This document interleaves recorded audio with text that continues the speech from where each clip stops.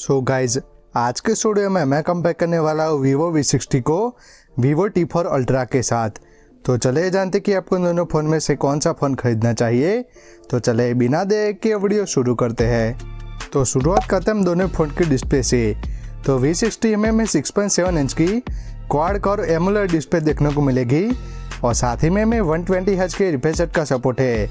और ये जो डिस्प्ले उसमें आपको HDR10+ और 10 बिट का सपोर्ट है और साथ ही में 1500 निट्स की हाई ब्राइटनेस मोड का सपोर्ट है।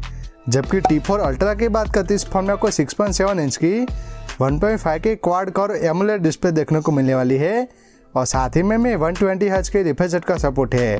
और ये जो डिस्प्ले उसमें आपको HDR10+ और 10 बिट का सपोर्ट है और साथ ही में 1600 निट्स की हाई ब्राइटनेस मोड का सपोर्ट है। तो अगर डिस्प्ले की बात करें तो जो T4 अल्ट्रा है उसमें आपको ज़्यादा ब्राइट और कलरफुल डिस्प्ले देखने को मिलने वाली है।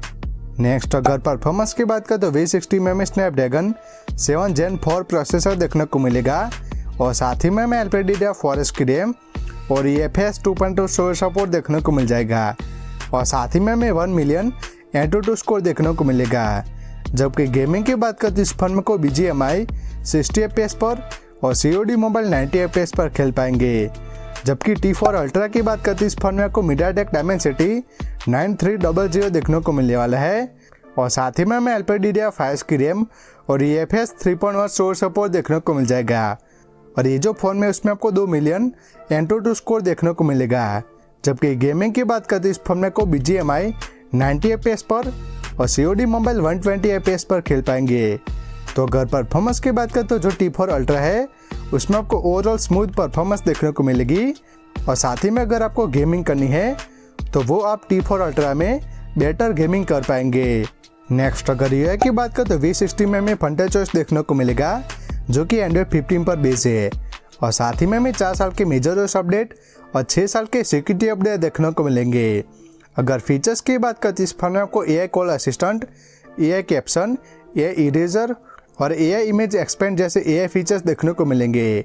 जबकि T4 अल्ट्रा की बात करते ये जो फ़ोन है वो फ्रंटल चॉइस के साथ आता है और साथ ही में 3 साल के मेजर OS अपडेट और 4 साल के सिक्योरिटी अपडेट देखने को मिलेंगे।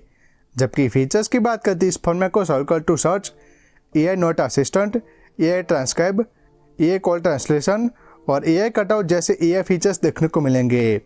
तो अगर UI की बात करते हैं जो दोनों फ़ोन है वो बिल्कुल सेम है, लेकिन जो V60 है उसमें आपको 1 साल का एक्स्ट्रा अपडेट देखने को मिलेगा, लेकिन जो T4 अल्ट्रा है उसमें आपको ज़्यादा स्मूथ UI फील होती है। नेक्स्ट अगर नेटवर्क की बात करें तो V60 में Wi-Fi 6, Bluetooth 5.4, multiple 5G band, NFC और IR ब्लास्टर का सपोर्ट है। जबकि T4 अल्ट्रा की बात करते इस फोन में को Wi-Fi 7, Bluetooth 5.4, multiple 5G band और NFC का सपोर्ट है। तो नेटवर्क के मामले में जो Vivo का फ़ोन है उसमें आपको एक्स्ट्रा IR ब्लास्टर का सपोर्ट है जिसका यूज़ करके आप किसी भी इलेक्ट्रॉनिक आइटम को इस फ़ोन से रिमोट की तरह यूज़ कर पाएंगे। बाकी नेटवर्क के मामले में आपको इन दोनों फ़ोन में कोई भी इशू नहीं होगा। नेक्स्ट अगर बैटरी की बात करो तो V60 में 6500 mAh की बैटरी और 90 वाट के फास्ट चार्जिंग का सपोर्ट है और ये जो फ़ोन है वो अराउंड 1 घंटे में फुल चार्ज हो जाता है।